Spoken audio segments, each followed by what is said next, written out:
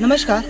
आज से हम हिंदी सप्ताह सिलसिला शुरू करने जा रहे हैं। आज हम आपके समक्ष पेश करने जा रहे हैं कबीर के दोहे और भारतेंदु युगीन तथा द्विवेदी युगीन हिंदी पत्रकारिता।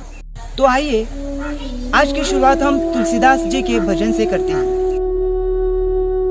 श्री राम श्री राम श्री रामचंद्र कृपालु भज मन हरण भव भय दारुणम्।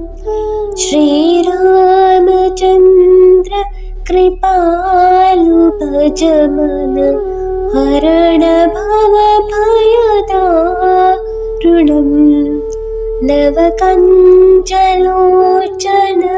कंज मुख कर कंज पद कंजारुणम्। श्री राम कंदर्पगणितामित छवि नवनील नीरदा सुंदरम्। पटपीतमानहु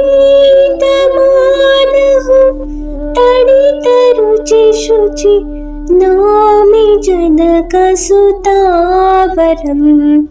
श्री रामचंद्र कृपालु भज मन हरण भव भय दारुणम्। श्री राम भज दीन बंधु दिनेश दानव दैत्यवंश निकंदनम्। रघुनंदन कंद कौसल चंद दशरथ नंदनम्। श्री रामचंद्र कृपालु भज मन हरण भव भय दारुणम्। नव कंचलोचन कंज मुख कर कंज पद कंजारुणम्। श्री राम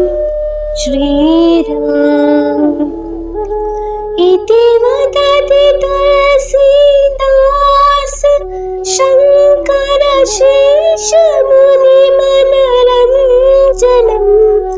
मम हृदय कुंज निवास कुर कामादि खलदल गंजनम्। श्री रामचंद्र कृपालु भज मन हरण भव भय दारुणम्। नव कंचलोचन कंज मुख कर कंज पद कंजारुणम्। श्री राम नमस्कार।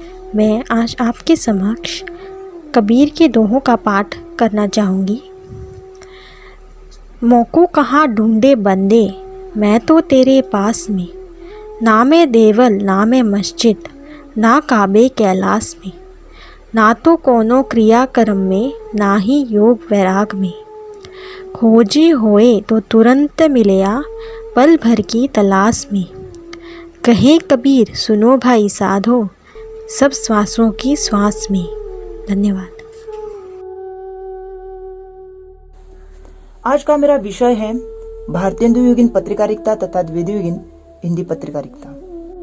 हिंदी के गौरव की स्थापना करने, हिंदी साहित्य को बहुमुखी बनाने, भारतीय भाषाओं की रचनाओं को हिंदी में लाने तथा सामाजिक उत्थान का निरंतर प्रयत्न करने में हिंदी पत्रिकाओं का महत्वपूर्ण योगदान रहा है।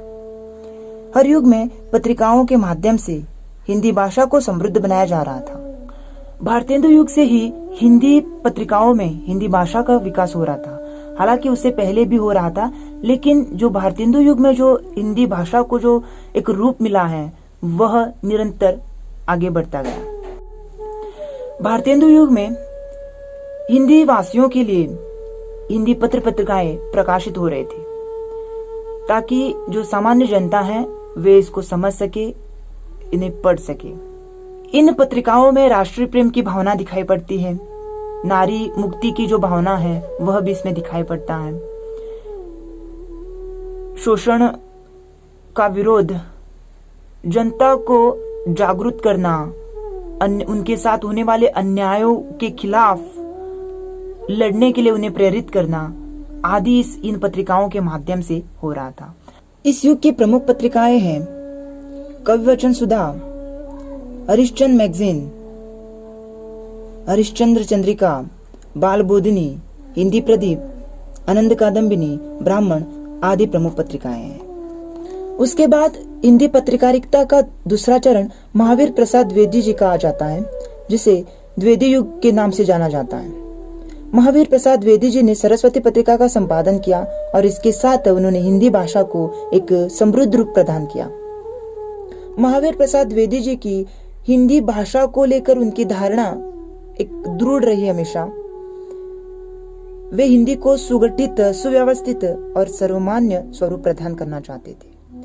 सरस्वती पत्रिका के माध्यम से द्विवेदी जी ने तमाम कवियों तथा लेखकों की सृष्टि की, हिंदी भाषा को रूढ़िगत परंपराओं से मुक्त करवाया।